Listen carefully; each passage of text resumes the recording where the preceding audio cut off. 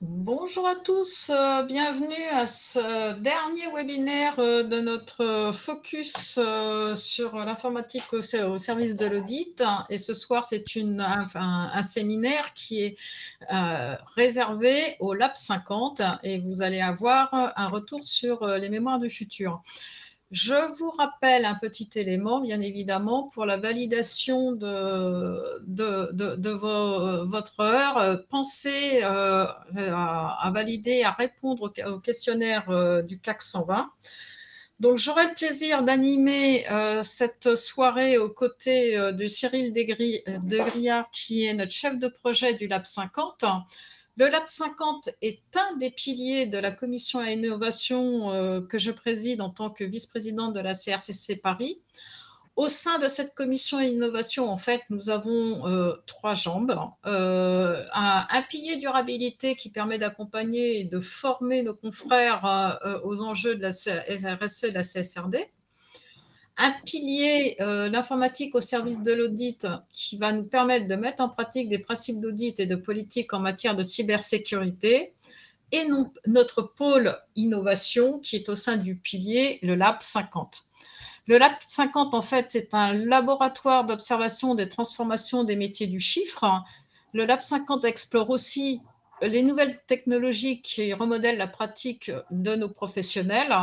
Donc vraiment, think tank, laboratoire d'idées. Et dans le cadre de ce Lab 50, dès 2019, en fait, nous avons lancé les mémoires du futur. L'ambition de ce dispositif, en fait, était de mettre en lumière des jeunes professionnels, des experts comptables, des commissaires aux comptes, tout nouvellement diplômés. Et cette valorisation des mémoires d'excellence porte essentiellement sur des enjeux du numérique et de transformation de nos métiers. Donc, je vais laisser la parole à notre chef de projet du Lab 50, Cyril Degriard, qui va vous présenter nos lauréats de cette année. Et oui, et avant cela, du coup, Maud, un point peut-être un petit peu plus précis sur le Lab 50 et notamment les missions qu'on propose au Lab 50. Déjà, bonjour à tous et bienvenue. Moi, je suis ravi d'être là ce soir et de parler du Lab 50 qui est l'observatoire du futur des métiers du chiffre, de commissaire aux comptes et d'expert comptable.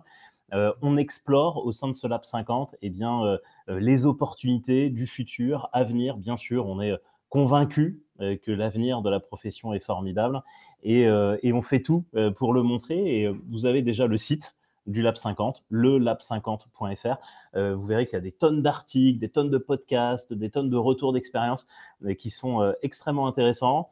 On organise régulièrement aussi des événements et on vous invite bien sûr à y participer. On a notamment les round tables qui sont des tables rondes où on échange et on brainstorm ensemble sur les sujets du futur. On participe aussi chaque année au Digital CPA, qui est le congrès digital des experts comptables américains, pour aller collecter les bonnes pratiques outre-Atlantique et les diffuser bien sûr sur le site du Lab 50 également. Vous avez toutes les synthèses des années précédentes. Et puis, le prochain grand événement, c'est la grande conférence des universités d'été. On est en train de préparer la nouvelle édition. Ça fait quelques années qu'on a une grande conférence aux universités d'été. Et là, cette année, petit spoiler, le sujet sera sur les agents d'intelligence artificielle. On va explorer ces agents d'intelligence artificielle générative. On aura des beaux témoignages sur le sujet, encore une fois, pour aller de l'avant et pour imaginer les perspectives d'avenir. On lance du coup ces mémoires du futur. Maud, je crois que tu avais quelques points à nous dire sur cette nouvelle promotion, sur ce que sont les mémoires du futur et à quoi ça correspond depuis quelques années déjà, depuis 2019. Alors, effectivement, nos mémoires de futur, à chaque fois, nous présentons au titre des mémoires, les mémoires, les prix remarquables, le prix aussi coup de cœur. Ce que l'on souhaite vraiment, c'est de récompenser nos meilleures mémoires d'expertise. Alors, innovant dans le domaine du numérique, innovant aussi dans le domaine des soft skills, c'est vraiment l'innovation en tant que telle. Donc, ce que l'on souhaite, c'est vraiment mettre en valeur, encourager des jeunes experts comptables qui ont choisi d'approfondir ces thèmes-là. Et ces jeunes experts comptables, ces jeunes commissaires aux comptes, après, nous suivent tout au long de l'année dans les différentes manifestations. Comme ça, en plus de ça, ça leur permet de vraiment connaître l'ensemble de notre profession.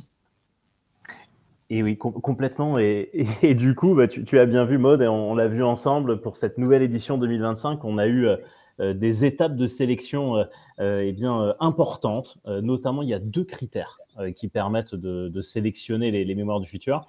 Le premier critère, c'est la note, puisque tous les mémoristes du futur et tous les candidats aux mémoires du futur ont une note entre 16 et 20, enfin 16 et 19, pour ainsi dire, parce qu'il n'y a pas eu de 20 cette année. Et le deuxième critère, c'est bien sûr la pertinence du sujet avec les sujets du futur. Donc, sujet du numérique, sujet de l'innovation, sujet de la transformation. Donc, il faut que ces sujets aient un lien avec la transformation.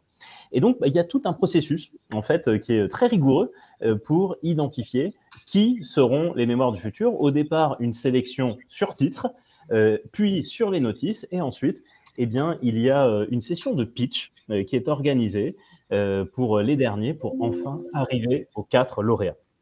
Et donc, comme tu me disais, Maud, effectivement, à la toute fin, on a 4 lauréats qui sont distingués, 2 qui sont les prix coup de cœur et 2 qui sont des prix remarquables.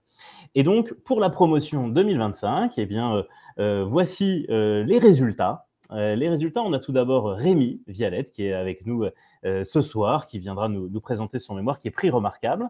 On a Joey également, prix remarquable également. Et on aura ensuite les 2 présentations de nos prix coup de cœur de Benjamin Pérez et de Victor Beigel.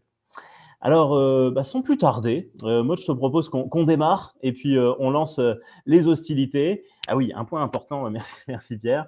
Les mémoires sont rendues publiques sur le site du Lab 50. Si vous allez sur le site du Lab 50, Mémoire du futur, promo 2025, vous avez accès en lecture aux différents mémoires du futur. C'est une grande innovation de cette année 2025. Il y a eu beaucoup de demandes par les années passées de pouvoir lire, de pouvoir bénéficier de la lecture de ces mémoires. Donc, je tiens vraiment à remercier nos mémorialistes qui ont accepté avec joie de nous partager leur mémoire. C'est un vrai cadeau qu'ils vous font, puisque c'est pas toujours simple de donner et d'offrir son mémoire. Merci d'enrichir la bibliothèque du Lab 50 et des experts comptables et des commissaires aux comptes. C'est un vrai acte et vraiment merci pour vous pour tout cela. Et donc, bien sûr, lisez-les. Pour le meilleur cadeau à leur faire, c'est de lire leur mémoire et de leur envoyer des tonnes de messages sur les réseaux sociaux pour les remercier pour tout ça. Alors, on commence alors, du coup, premier mémorialiste du futur. On commence avec Rémi. Bonjour à toi, Rémi. Bonjour. Bienvenue. Bonjour à tous. Merci. Au webinaire. Merci Cyril. Merci vous m'entendez ? à toi. Alors, ouais, on t'entend bien. Okay. On t'entend bien. Alors, ton mémoire, c'est sur les sociétés commercialisant les NFT et réalisant des opérations en crypto-monnaie. Et tu proposes une démarche d'audit qui intègre les particularités des normes françaises et IFRS. Est-ce que tu peux nous expliquer en quelques mots à quoi correspond ton mémoire ?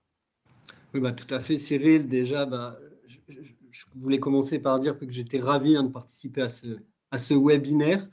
Alors moi, dans mon mémoire, Cyril, j'ai essayé de répondre à une question simple, derrière ce titre pompeux, c'est comment auditer une société utilisant la technologie blockchain et ou réalisant des opérations en cryptoactifs. Alors, pour appréhender correctement ma problématique, il faut bien comprendre la principale proposition de valeur qui est faite par la technologie blockchain, celle d'apporter de la confiance dans les échanges. De par ses caractéristiques de décentralisation, la blockchain, elle supprime les intermédiaires et elle vient ainsi repositionner la notion de confiance dans les échanges. On ne va plus s'appuyer sur des institutions ou des acteurs centraux pour administrer les interactions, mais on va s'appuyer sur du code informatique. Donc cet élément associé à la transparence de la blockchain qu'on peut imaginer comme un grand livre de compte ouvert et consultable par tous, à tout moment, ces éléments, ils sont censés apporter plus de sécurité dans les systèmes d'information de nos clients et donc, indirectement, ils sont censés apporter plus de confort pour le commissaire aux comptes. Malheureusement pour nous, dans la réalité des faits, l'utilisation de la blockchain ou des cryptoactifs par nos clients est vecteur de nombreux risques et de nombreux enjeux. Et ces risques, ils sont multiples, alors financiers, comptables, fiscaux, technologiques, informatiques, etc. Et ce sont donc ces risques, ces enjeux que j'ai retranscrits dans mon mémoire et auxquels j'ai essayé d'apporter des éléments de réponse les plus concrets possibles en 3 grandes phases. Dans une première partie, j'ai fait une exposition de l'écosystème crypto qui est tiré, voire dominé par 2 actifs que sont l'Ether, mais principalement le Bitcoin. Je donne dans cette partie des outils pour appréhender correctement la qualification des différents cryptoactifs existants et pour bien comprendre les impacts réglementaires qui en découlent. Et c'est ici un des premiers points d'attention de mon mémoire, quand vous, alors expert comptable, commissaire aux comptes ou futur commissaire aux comptes, futur expert comptable, vous allez rencontrer ce type d'instrument dans les états financiers ou les systèmes d'information de vos clients. Le premier réflexe à avoir sera de bien saisir la nature du cryptoactif. Est-ce que j'ai affaire à une crypto-monnaie? Est-ce que j'ai affaire à un NFT, un titre financier, un actif tokenisé, etc., etc. De cette qualification découlera les impacts comptables, fiscaux, juridiques qu'il faudra ensuite évidemment traiter. Dans une seconde partie, je propose une démarche d'identification et d'évaluation des risques, avec d'un côté les risques inhérents et de l'autre côté les risques liés au contrôle interne, avec des particularités comme la présence des comités, des disponibilités de la donnée ou encore de la gouvernance des clés privées. Ces clés privées qui permettent d'accéder aux fameux portefeuilles crypto, aux wallets sur lesquels sont détenus les actifs et qui permettent d'initier les transactions sur la blockchain. Enfin, dans une troisième partie, sont présentés des contrôles de substances à mettre en œuvre pour couvrir les risques résiduels. Je présente ici des outils spécifiques comme l'explorateur de blocs permettant d'interroger les transactions sur une blockchain ou encore une méthodologie permettant de couvrir les risques liés à la valorisation. Alors, le sujet crypto, c'est un sujet qui revient souvent au cœur de l'actualité, alors des fois pour de bonnes ou de mauvaises raisons. En tout cas, ce qui est très intéressant d'observer, c'est la bascule qui est en train de se faire depuis quelques mois, voire quelques années, entre un décor crypto basé sur la culture, le divertissement, la spéculation, à aujourd'hui une intégration de ces outils par des acteurs institutionnels, à l'image des établissements bancaires, qui sont actuellement tous en train de travailler sur des projets blockchain, alors des projets à destination du retail, mais surtout sur des projets de tokenisation de produits financiers qui pourraient permettre, à titre d'exemple, de fluidifier les échanges, notamment au niveau international, en limitant par exemple les frictions actuelles en termes de coûts, de délais, de sécurité. Alors cette bascule, c'est un marqueur fort sur la place que pourraient prendre ces technologies dans la finance de demain et donc sur l'importance pour nous, professionnels du chiffre, de nous saisir de ces sujets.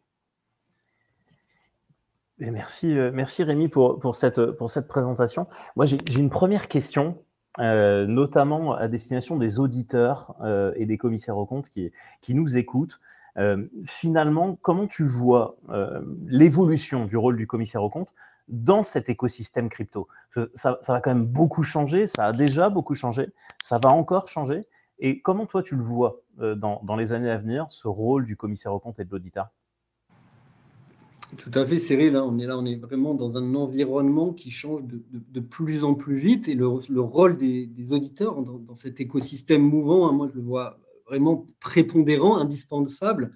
Alors moi, j'aime bien présenter mon mémoire comme une alerte sur la nécessité d'adaptation du commissaire aux comptes face aux évolutions technologiques, alors que ce soit ici face à la technologie blockchain, mais aussi ailleurs avec l'irruption massive et peut-être plus tangible de l'intelligence artificielle que nous rencontrons actuellement tous dans toutes les strates de nos environnements.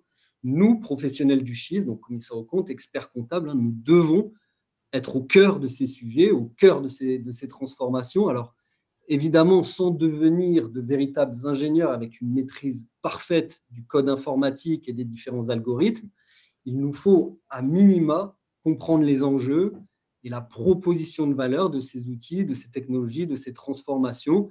Il nous faut en maîtriser les risques pour derrière, évidemment, être en mesure d'auditer, de conseiller, d'accompagner efficacement nos clients. Donc, une vraie approche par les risques, quelque part, que tu réinventes quelque part par rapport à ce rôle-là lié à la blockchain. C'est bien ça, Rémi, si je comprends bien. Tout à fait, Cyril. Super. Et du coup, la deuxième question qui me vient, tu vois, c'est on associe parfois la notion de blockchain avec l'intelligence artificielle. Est-ce que y a un lien pour toi entre les deux, entre ces deux technologies innovantes? Et qu'est-ce que tu pourrais imaginer comme lien entre la blockchain et l'intelligence artificielle, toi, aujourd'hui, en 2025? Alors, ce qui est très intéressant à observer, c'est que l'intelligence artificielle et la blockchain sont deux technologies informatiques qui, a priori, s'opposent, parce qu'avec d'un côté la blockchain, dont le principal fondement est la décentralisation, et de l'autre, l'intelligence artificielle, qui, elle, repose sur une logique d'hypercentralisation, notamment d'hypercentralisation des données. Donc, cette hypercentralisation, souvent aux mains de quelques acteurs, est un des facteurs des nombreux risques que nous connaissons, portés par l'intelligence artificielle, comme la sécurité, la confidentialité des données, le manque de transparence, les résultats inexacts, biaisés, discriminatoires, la souveraineté, etc., etc. L'imbrication de la blockchain à l'intelligence artificielle pourrait être une des solutions pour répondre à ces risques et apporter donc de la confiance aux utilisateurs en amenant notamment ces notions de sécurité et de transparence. Et évidemment, à l'inverse, l'intelligence artificielle pourrait-elle améliorer la blockchain en optimisant, par exemple, l'intelligence de ces réseaux. Alors, il existe quelques projets sur ces imbrications qui sera très intéressant de suivre dans le futur. Super, très clair. Merci beaucoup, Rémi. J'ai une dernière question pour toi. La question Jacques Chancel de la fin. C'est alors non pas et Dieu dans tout ça, je te rassure, c'est pas du tout cette phrase, cette question qui est prévue. C'est quel message tu aimerais passer aux jeunes de la profession, peut-être aux mémorialistes, peut-être qui nous écoutent, aux jeunes commissaires aux comptes et confrères que l'on a aujourd'hui. Quel message tu as envie de passer aux générations futures? Ah bah, il est parti, du coup, pardon. Eh bien, nous n'aurons pas la réponse, du coup, de Rémi. Quand il reviendra, promis, je lui reposerai la question. Il a dû avoir un problème de connexion. De ne pas tomber dans la facilité de l'IA, Alex. Merci de répondre pour lui. On va enchaîner, et bien tout de suite, sur notre deuxième lauréat du futur. Et donc, Pierre, je vais te demander, si tu le peux, de passer à la diapo suivante. On passe à Joey. Joey avec 1 minute d'avance sur le temps prévu, mais on la redonnera à Rémi après. Il ne faut surtout pas qu'on oublie cette minute-là, parce qu'on a hâte de savoir ce qu'il a à dire aux générations futures. Alors, Rémi, bienvenue à toi. Merci d'être avec nous ce soir. Ravi de t'avoir avec nous dans le cadre de ce prix remarquable qui t'a été attribué. Tu as fait ton mémoire et bien sûr l'intégration éthique de l'intelligence artificielle générative dans un cabinet de commissaires aux comptes de petite taille. Tu fournis aux collaborateurs une assistance novatrice au cours de la mission d'audit.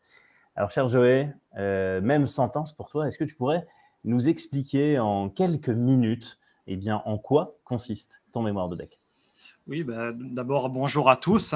Donc, petite présentation. Donc, actuellement, les IA génératives, elles ont le vent en poupe. Et ce n'est plus un secret sur le fait que nos professions d'expertise comptable et de commissariat aux comptes souhaitent être formées pour maîtriser ces technologies. Les cas d'usage concrets de l'utilisation des IA génératives dans nos métiers sont très demandés. Et c'est ce pourquoi j'ai décidé d'en faire un mémoire. Donc, mémoire qui se dresse comme un guide à destination de notre profession et notamment au métier de l'audit. qui est basé sur le fait qu'on expérimente les modèles, notamment aussi sur le fait qui est basé sur le fait qu'on expérimente les modèles de langage au sein de mon cabinet. Si je dois rapidement pitcher mon mémoire, dans un premier temps, j'essaie de mettre en lumière tous les bienfaits des IA génératives dans les gains de productivité de nos métiers. Mais j'essaie également de mettre en lumière toutes les controverses qu'il y a pu y avoir, notamment en termes de sécurité des données. Les modèles de langage s'entraînent sur un très grand ensemble de données et la crainte de voir des informations sensibles et confidentielles fuiter peut exister. De ce fait, il existe des risques déontologiques sur nos professions, notamment en termes de secret professionnel. Et il est donc important d'encadrer l'usage des IA génératives au sein des cabinets. Du coup, j'essaie de répondre à ces problématiques au cours de mon mémoire afin que l'implémentation des modèles de langage au sein des cabinets soit éthique et sécurisée. Premièrement, je propose des exemples de chartes éthiques d'IA générative à intégrer au sein du cabinet afin d'encadrer les collaborateurs dans l'utilisation des modèles de langage et également de contrôler les risques liés au shadow IT. Donc, en fait, le fait qu'un collaborateur utilise une application ou un logiciel qui n'ait pas fait l'approbation explicite de la part du service informatique ou des dirigeants du cabinet. Je propose aussi des solutions via l'utilisation d'IA générative open source hébergées sur un ordinateur en local afin de garder le contrôle sur les données partagées. Et enfin, je partage des méthodes pour anonymiser rapidement et efficacement un document avec des données confidentielles afin qu'on puisse le partager en toute sérénité au modèle de langage de son choix. Après, au-delà de l'aspect éthique et de l'aspect sécurité des données, je partage également au cours de mon mémoire de nombreux cas d'usage concrets dans l'utilisation des IA génératives afin de faciliter le quotidien des auditeurs financiers. J'évoque par exemple comment les IA génératives sont nos meilleurs alliés pour résumer des textes volumineux et complexes. Par exemple, si je souhaite contrôler un contrat d'une société que j'audite, l'IA peut m'aider à mettre en lumière toutes les informations pertinentes en un temps record. Un autre exemple est comment l'IA peut m'aider à contrôler certains états comptables, comme une annexe des comptes annuels.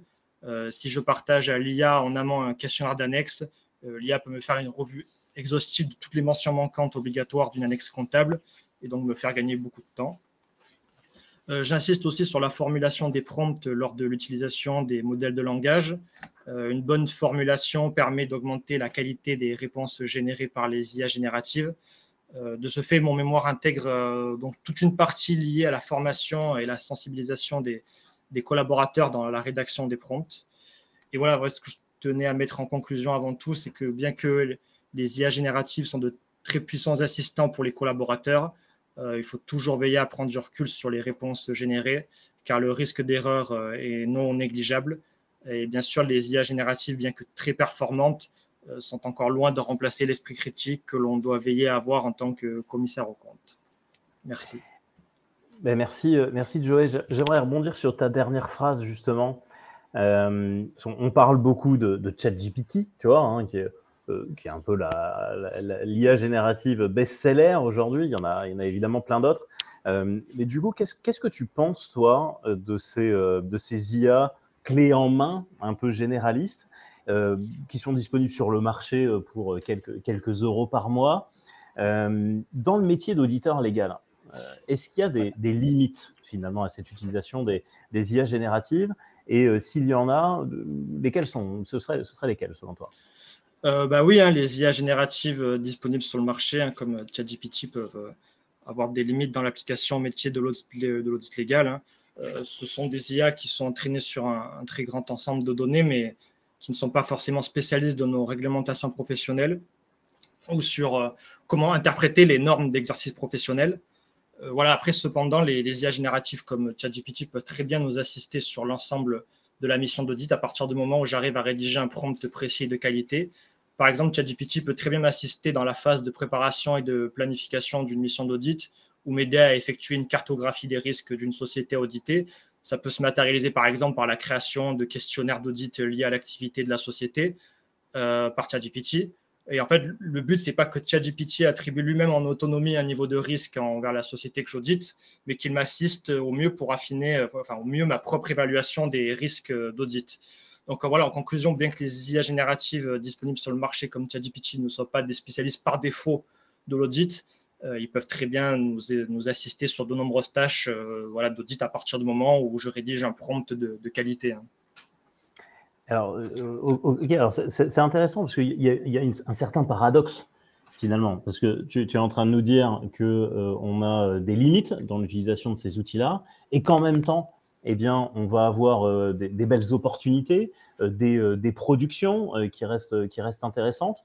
Et alors, du coup, comment finalement ces réponses que tu as avec ces IA génératives, bon, on peut vraiment les intégrer dans une démarche d'audit légal. Comment on fait eh bien, pour, malgré les biais, malgré les erreurs, comment on pourrait se dire, finalement, on va vraiment utiliser ces IA génératives, il faut utiliser ces IA génératives. Alors, je pense, Joël, je ne veux pas plagier, hein, mais j'ai l'impression que tu me dis, oui, il faut y aller, il faut l'utiliser, mais en connaissance de cause. Et alors, comment on fait concrètement, sachant qu'on sait que potentiellement, il y a des biais, il y a des erreurs? Oui, bien sûr. Déjà, comme je l'ai dit, il est primordial déjà de prendre toujours du recul sur les réponses générées par les IA, les modèles de langage. Afin de garder le contrôle sur les réponses générées, je préconise de bien définir les moments où il est pertinent d'utiliser l'IA générative et de pouvoir ainsi garder le contrôle sur les réponses générées. L'IA donc, doit toujours rester au second plan au cours des travaux. Donc, mon premier exemple, d'utiliser l'IA générative, par exemple, comme un outil de second contrôle.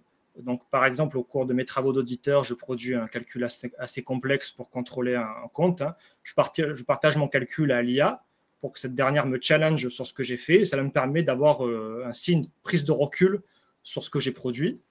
Un second exemple est que les modèles de langage sont des super partenaires pour apporter des pistes de réflexion. Dans le cas où on audite une entreprise avec une activité que l'on maîtrise moins, l'IA générative peut nous mettre en lumière des choses auxquelles on n'aurait jamais pensé. Ça peut être une réglementation particulière ou encore des risques spécifiques liés au secteur d'activité que nous n'aurions pas identifié nous-mêmes spontanément. De ce fait, l'IA peut nous aider à couvrir certaines assertions d'audit comme l'exhaustivité. Un troisième exemple est l'utilisation de l'IA comme un super assistant aussi dans la formalisation des travaux. Par exemple, si on souhaite produire un tableau ou une conclusion assez volumineuse, je peux déléguer cette partie à l'IA générative et me positionner en tant que superviseur sur ce qui a été produit par l'IA. L'auditeur financier perd certes du temps pour tout contrôler, mais gagne un temps très conséquent dans la formalisation de l'information. Parce que la formalisation, on sait que ça prend beaucoup de temps dans nos métiers d'auditeur et l'IA peut vraiment nous aider sur ça. En conclusion, moi, ce que je dis, c'est toujours prendre du recul sur les réponses générées par l'IA et bien définir les moments où il est pertinent d'utiliser les modèles de langage pour garder le contrôle sur les réponses qui sont générées. Super, merci Joël pour ces précisions, c'est beaucoup plus clair. Ma dernière question, alors s'il te plaît, ne te déconnecte pas, Joël. J'ai une bonne connexion pour l'instant. Ah bon, ça va, parce que sinon je vais croire que c'est ma question qui fait déconnecter tout le monde. Alors, cher Joël, est-ce que tu aurais un message à passer aux nouvelles générations, aux nouvelles consoeurs et aux nouveaux confrères, et donc aux générations futures? Ce serait quoi ton message? Moi, j'aimerais passer un message en lien avec mon sujet. C'est vrai que les IA, et notamment les IA génératives, sont de véritables atouts pour nos professions d'audit et d'expertise comptable. C'est important que les cabinets essaient d'intégrer ces outils et que les collaborateurs puissent s'y former. Les modèles de langage ne doivent pas être perçus comme une menace, mais bien comme des alliés très précieux pour notre profession. Utilisés avec discernement, les IA génératives peuvent devenir de véritables assistants du quotidien, nous permettre de gagner en efficacité, en rigueur et en pertinence. Leur intégration doit toutefois se faire de manière encadrée, éthique, sécurisée, et notamment bien veiller à respecter les obligations déontologiques. C'est une opportunité pour notre profession de rester à la pointe, tout en renforçant notre valeur ajoutée fondée sur l'analyse, l'esprit critique et bien sûr le jugement professionnel. Super. Eh bien, merci beaucoup, Joël. Un message d'avenir et d'espoir, à la fois lucide mais optimiste sur la profession. Donc, merci beaucoup à toi. Et donc, on retrouve l'intégralité de ton mémoire, je le rappelle, sur le site du Lab 50. On peut relire tout ton mémoire et merci encore de nous l'avoir mis à dispo. Merci à vous. Merci, Joël. Et donc, on passe à notre troisième lauréat. Troisième lauréat, c'est Benjamin Pérez, prix coup de cœur de l'année 2025. Benjamin a fait son mémoire sur l'accompagnement de l'entrepreneur individuel en situation de handicap visuel dans l'accès aux informations nécessaires au pilotage de son activité. Et tu nous parles d'une démarche qui intègre une technologie de data vocalisation. Bienvenue à toi, Benjamin. Première question pour toi, même question pour tout le monde. Est-ce que tu pourrais nous expliquer en quelques minutes en quoi consiste ton mémoire? Bonjour à tous et bonjour Cyril, et merci beaucoup pour cette introduction.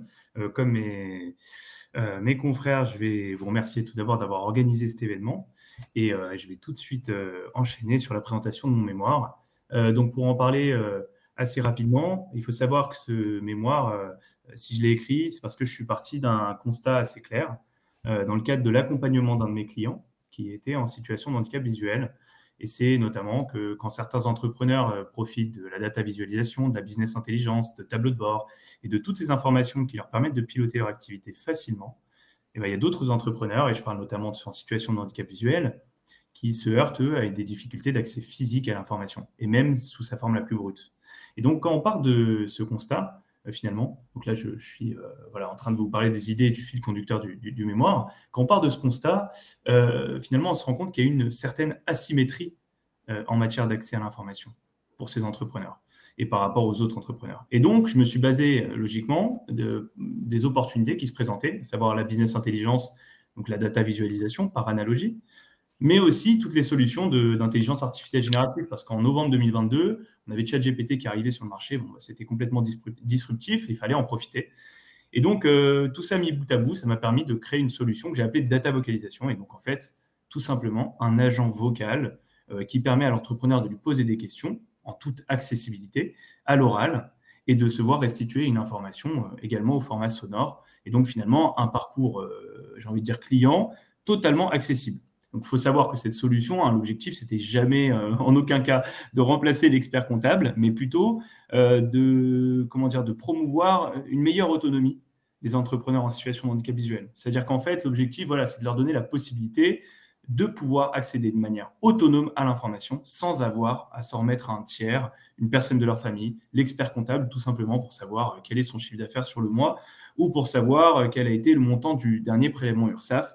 Typiquement, une des problématiques qui est rencontrée par les entrepreneurs en situation, les entrepreneurs individuels. Donc, concrètement, moi, ce que j'aimerais montrer avec ce mémoire, c'est le vrai rôle de l'expert comptable, enfin celui que j'aime imaginer en tout cas, celui d'avoir à réfléchir, d'échanger, d'imaginer, et même parfois de développer des solutions pour permettre à ses clients, tout d'abord, une meilleure inclusion au sein du portefeuille client du cabinet, mais également une meilleure inclusion au sens des différents services qu'on va leur proposer. Et donc, finalement, c'est une deuxième chose qui va avec, de toujours proposer du sur-mesure à son client, pour lui permettre, encore une fois, d'être accompagné de la meilleure des manières possibles. Une fois que tout ça est dit, concrètement, je pense qu'il faut en retirer les avantages pour les lecteurs du mémoire, donc à savoir les experts comptables qui iraient télécharger le mémoire et qui voudraient en profiter. Donc voilà, concrètement, on a une proposition d'une démarche innovante donc qui va permettre un petit peu d'ouvrir par rapport à ce qu'on fait habituellement en cabinet. Donc, il faut aller voir pour ces éléments-là. On a aussi la mise en avant de certaines idées et concepts comme le fait d'utiliser des supports accessibles et de les créer avec un concepteur d'accessibilité. Ça peut être assez utile. On a également les réflexions sur les aspects relatifs à la signature. C'est-à-dire que quand on travaille avec une personne en situation de handicap visuel, et du moins un entrepreneur, il faut savoir que la phase de signature est assez spécifique. Enfin, du moins, il faut la regarder de cette façon. Donc, moi, j'ai fait le parallèle avec le notariat où, pour le coup, pour la signature d'actes notariés, il y avait quand même quelques cas assez intéressants, notamment traités par le défenseur des droits par rapport à la signature pour les personnes en situation de handicap visuel. Donc voilà, il y a une ouverture à ces éléments-là aussi pour aller voir ce qui s'y dit. Et enfin, c'est l'ouverture à une nouvelle forme de business intelligence. C'est-à-dire qu'aujourd'hui, on n'utilise pas encore beaucoup l'IA comme assistant vocal pour piloter son activité. C'est-à-dire qu'aujourd'hui, on a quand même du mal à donner les données à l'intelligence artificielle et se dire concrètement, je vais lui donner l'intégralité des données relatives à ma société pour avoir un assistant vocal qui s'y connaît. On ne le fait pas trop. Il y a des façons pour le faire. Et donc, concrètement, le mémoire illustre une façon de réaliser cela. Donc, je pense avoir présenté l'intégralité des idées clés du mémoire. Donc, Cyril, je te laisse la suite. Merci Benjamin, merci pour cette première présentation. Ce qui est intéressant dans ton mémoire, c'est que tu lis à la fois les nouvelles technologies et l'inclusion. Hein, il suffit de lire le mémoire de Benjamin pour bien comprendre à quel point ces deux notions sont extrêmement liées dans ton mémoire. Il y a énormément de messages à la fois d'inclusion liés à l'innovation qui sont très très bien écrits dans ton mémoire, et vraiment je recommande à tout le monde de lire aussi ton mémoire. Ça fait 3 mémoires à lire déjà, mais on aura de quoi lire pour les vacances, et vraiment c'est intéressant de voir tout ça. Et moi, ma première question, c'est tu as fait ton mémoire en 2024, en 2025 ça évolue encore, il y a encore des innovations qui continuent d'avancer, et est-ce que tu connaîtrais par hasard les innovations récentes aujourd'hui qui favorisent justement cet accompagnement plus accessible, plus inclusif justement des entrepreneurs, ou même en dehors des entrepreneurs qui sont en situation de handicap visuel? C'est ça. Et ben en fait, Cyril, pour te répondre, moi j'aimerais ouvrir, comme tu l'as dit, un petit peu le sujet en dehors forcément d'expertise comptable, mais plutôt outre aspect purement comptable. Aujourd'hui, il y a pas mal de solutions qui sont créées chaque année, qui permettent aux personnes en situation de handicap visuel, et là pas forcément que ce soit des entrepreneurs, de mieux se guider concrètement au quotidien.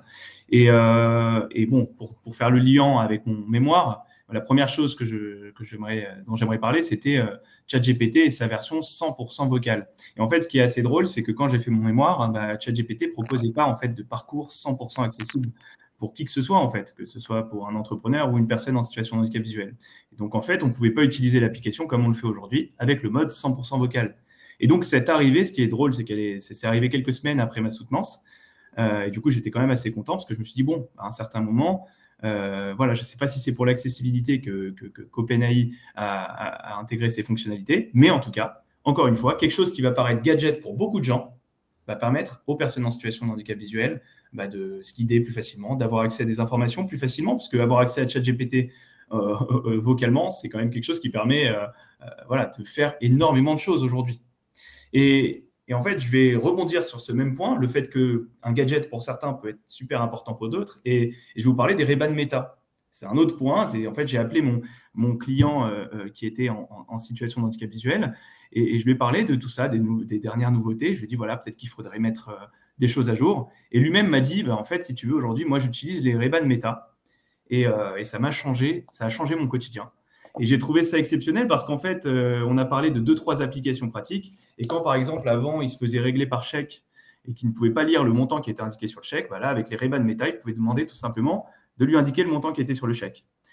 Pareil pour la tenue avec laquelle il s'habillait. C'est-à-dire que concrètement, il va se retrouver dans son miroir, il va pouvoir demander à Ray-Ban, enfin à Meta, de lui dire comment est-ce qu'il est habillé. Donc, c'est pour vous dire que c'est des toutes petites améliorations, mais finalement que ça peut être assez énorme pour les personnes en situation de handicap visuel. Et enfin, j'aimerais rebondir sur une dernière innovation que je trouve assez exceptionnelle, c'est l'application Be My Eyes. Et en fait, concrètement, ce qui est pratique, c'est que quand on a les lunettes, donc les Ray-Ban que j'ai moi-même achetées pour les essayer, et en fait, tout simplement, et qu'on est une personne en situation de handicap visuel, on peut lancer une requête qui va lancer un appel à tous les volontaires. Et donc, on va recevoir, nous, en tant que volontaires, un appel, et on va pouvoir guider une personne en situation de handicap visuel qui porte ses lunettes. Et donc, on va voir totalement ce qu'elle voit et pouvoir lui dire, par exemple, là, tu peux traverser. Là, attention, le feu piéton est rouge. Enfin bref, c'est pour vous dire à quel point on peut en faire plus. Et voilà les innovations que je voulais présenter. Merci beaucoup Benjamin.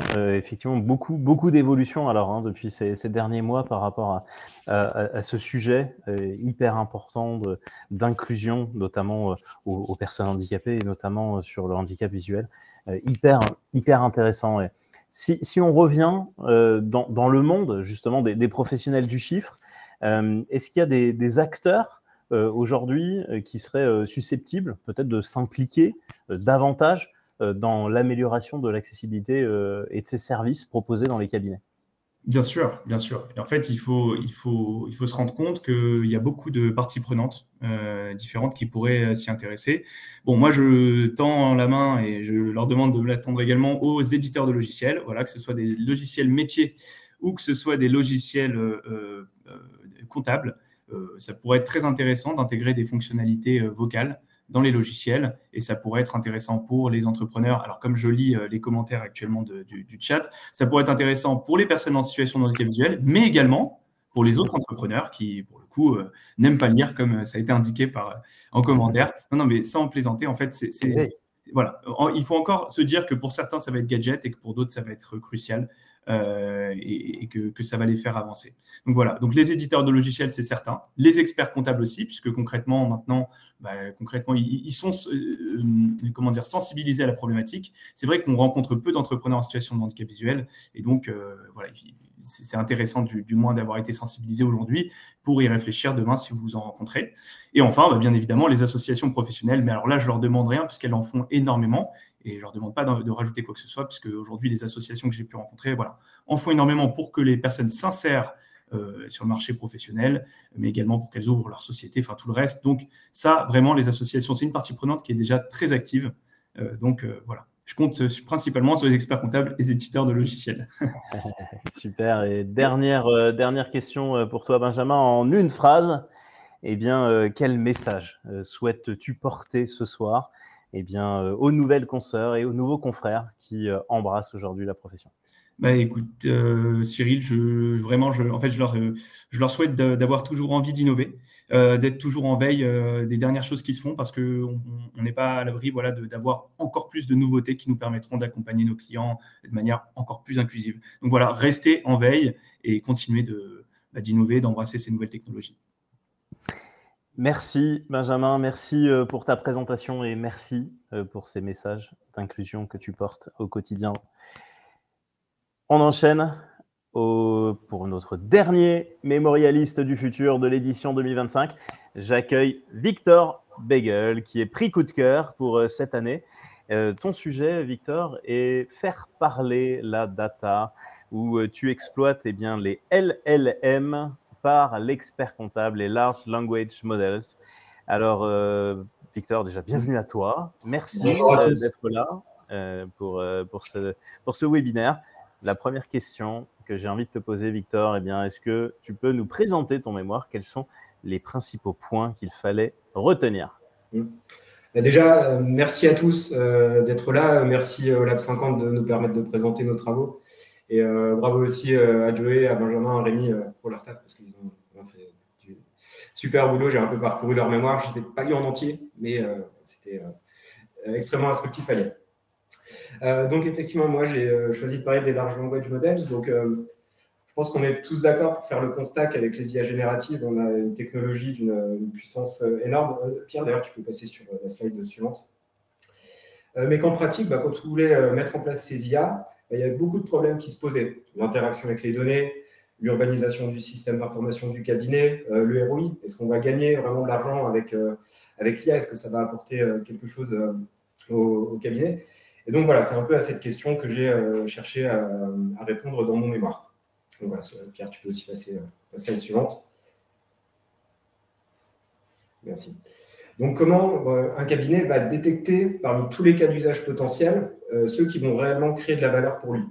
Et donc, j'écris une méthodologie pour détecter les cas d'usage, donc comment un cabinet va aller auditer ses dossiers, regarder quelle est sa clientèle, comment il est organisé, et savoir aussi comment a été fait son système d'information pour intégrer efficacement l'IA.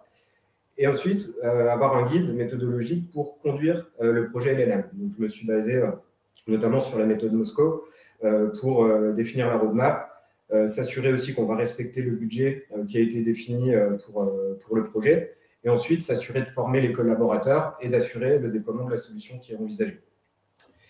Mais aussi, et c'est presque la première étape, finalement, mais si je le mets en dernier ligne dans la présentation, c'est déterminer la rentabilité du projet. Est-ce qu'on va faire suffisamment de gains de productivité? Est-ce qu'on va générer suffisamment de chiffre d'affaires pour compenser tous les coûts qui vont être induits par le projet? Des coûts de développement, des coûts internes, etc., etc.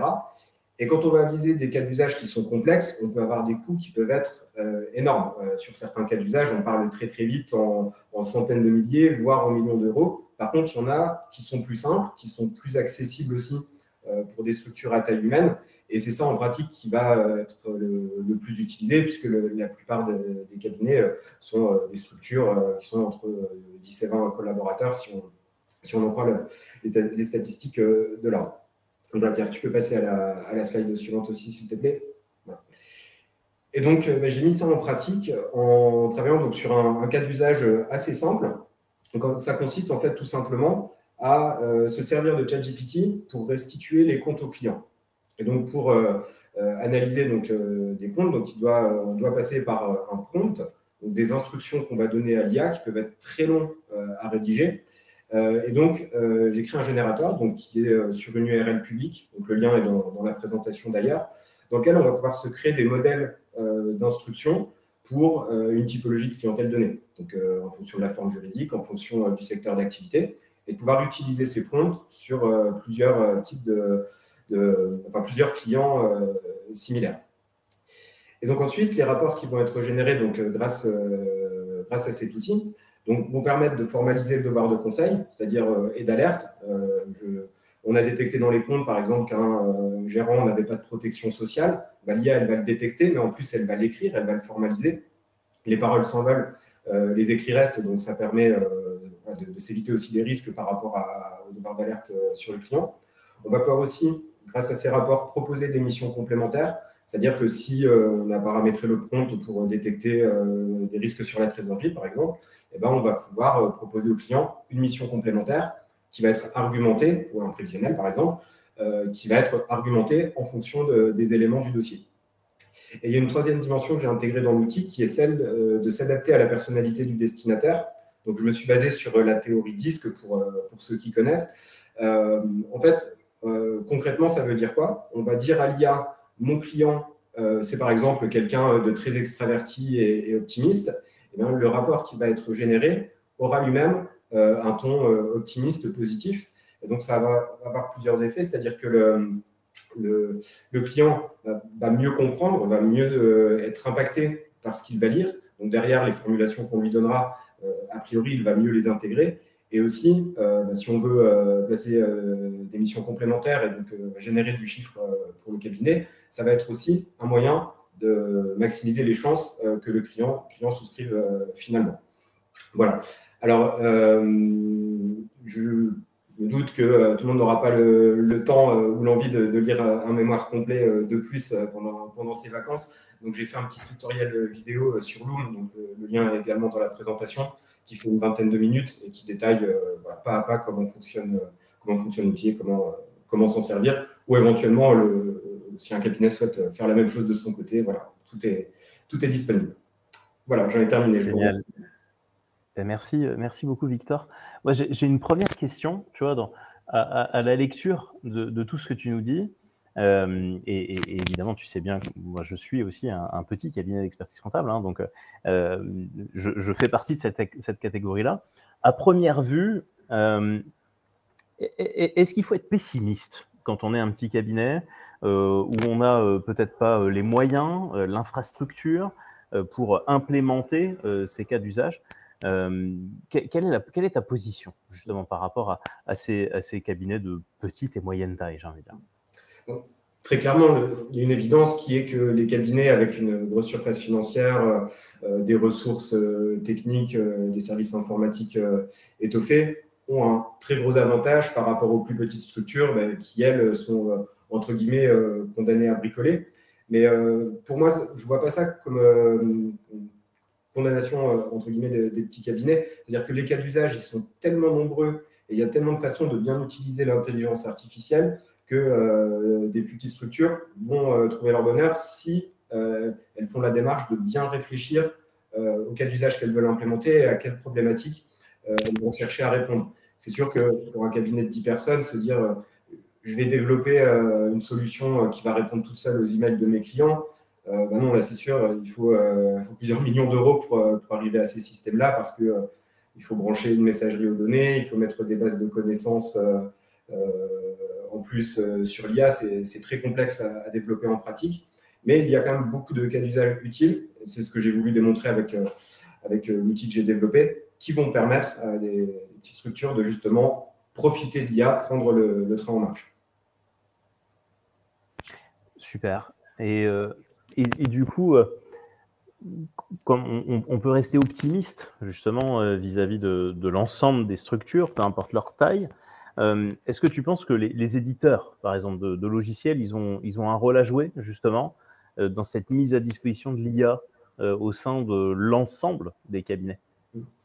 Très clairement, les éditeurs vont être un petit peu le facteur X, je pense, aujourd'hui, parce que c'est eux qui ont les moyens financiers d'une part, également la compétence technique, du moins je l'espère, pour justement développer des fonctionnalités qui vont être mises à disposition dans les applications de production ou toutes les applications utilisées au quotidien par les cabinets.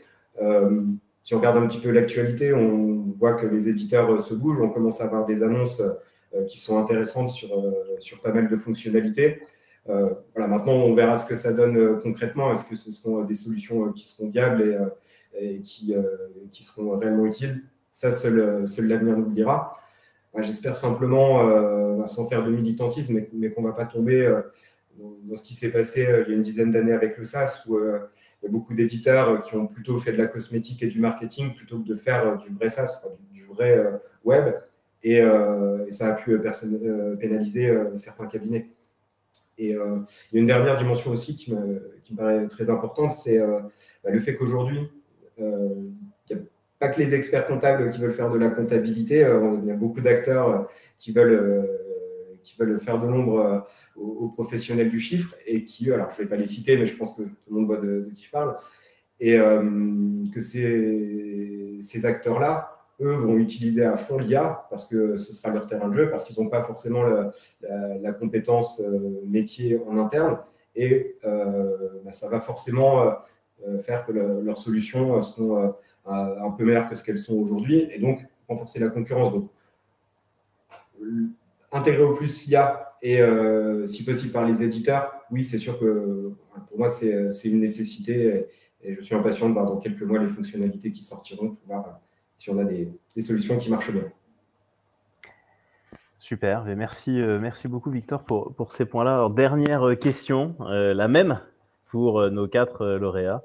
Eh bien, quel message tu as envie de passer aux nouvelles générations des commissaires aux comptes et des experts comptables ce soir? Alors, c'est bien de passer en dernier parce que du coup, j'ai eu le temps de la préparer. Elle était déjà prête, Victor, tu m'as déjà envoyé. Je dirais que le logiciel va devenir de plus en plus important, ça c'est sûr, avec l'automatisation d'énormément de tâches, où on va pouvoir gagner beaucoup de temps par rapport à ce qu'on fait aujourd'hui manuellement sur plein de volets de la profession, et que donc c'est l'humain qui va devenir le plus important finalement dans tout ça, parce que faire une comptabilité aujourd'hui, si elle est assez simple, ça peut aller très très vite, et la valeur ajoutée de la comptabilité en elle-même va diminuer. Mais par contre, tout ce qui va concerner le conseil, la proximité avec les clients, là où l'IA justement n'est pas forcément adaptée, elle peut nous aider, elle peut nous donner des informations sur ce qui se passe dans le dossier d'un client, détecter des choses qu'on n'aurait pas vues, mais après, aller vers le client, lui expliquer les choses, l'empathie, la proximité, etc.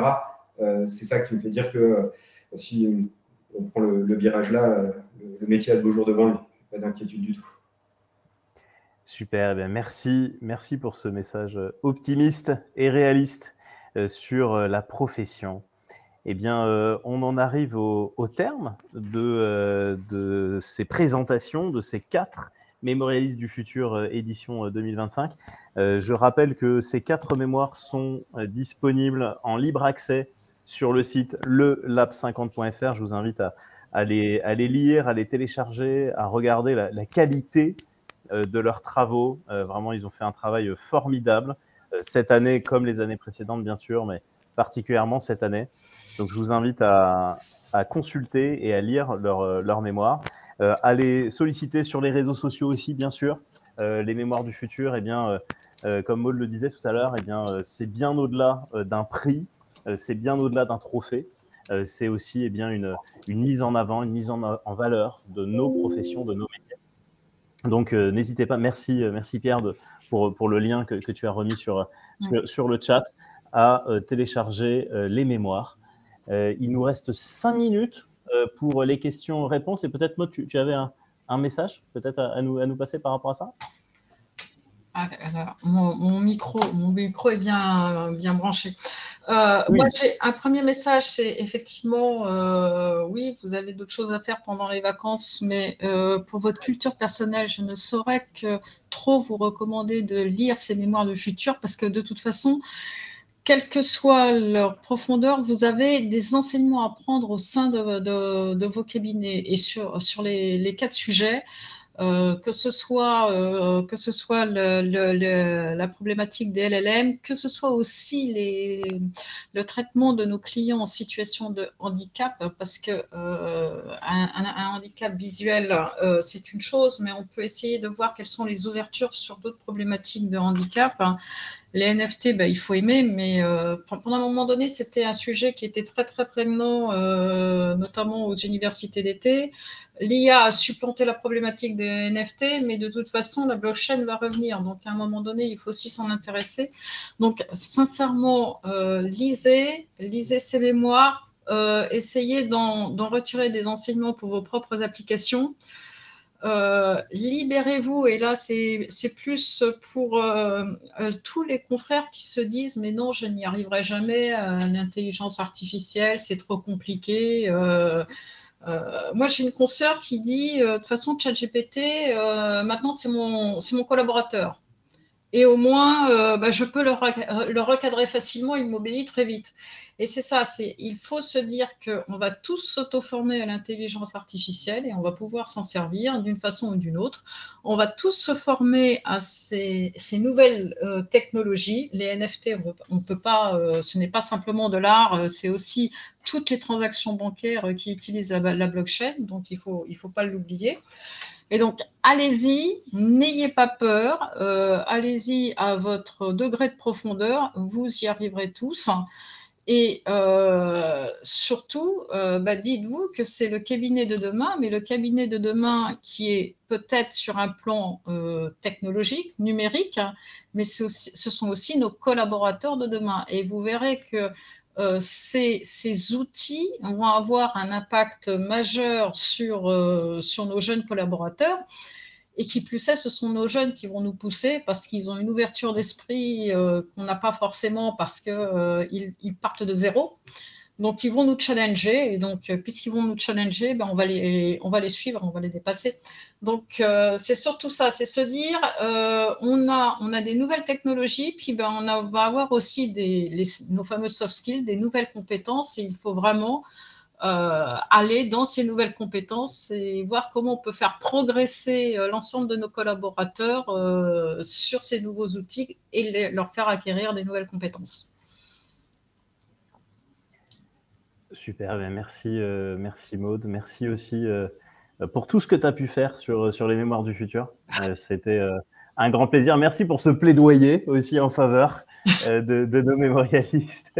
Voilà. Et allez, on peut faire un petit spoiler pour la grande conférence du Lab 50.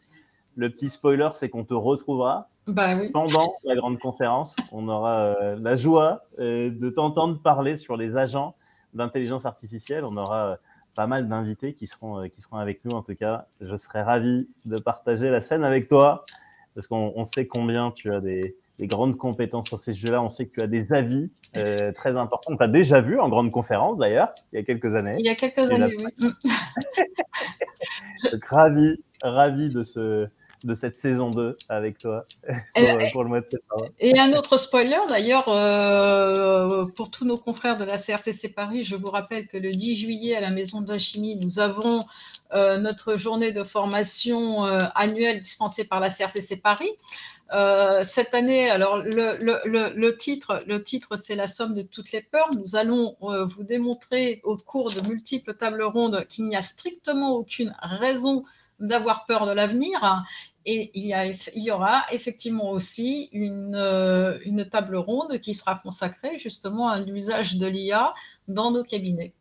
Mais aussi beaucoup d'autres thèmes. Rejoignez-nous le 10 juillet prochain à cette journée de formation. Merci Maude, merci chers mémoristes du futur, merci à tous les auditeurs qui étaient avec nous ce soir et au plaisir de vous revoir. À bientôt. Merci, au revoir. Merci beaucoup. Merci beaucoup Cyril. Merci à vous. Bonne soirée à tous.